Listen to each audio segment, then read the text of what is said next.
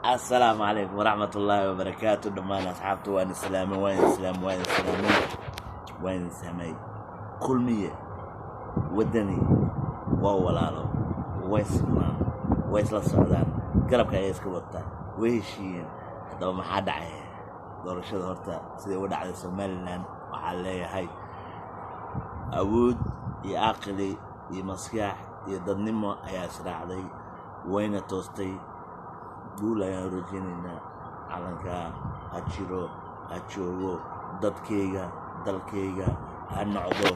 wixii hee samada jeclaa sumada jeclaa silaca necbaa samaanta ku salin jiro samada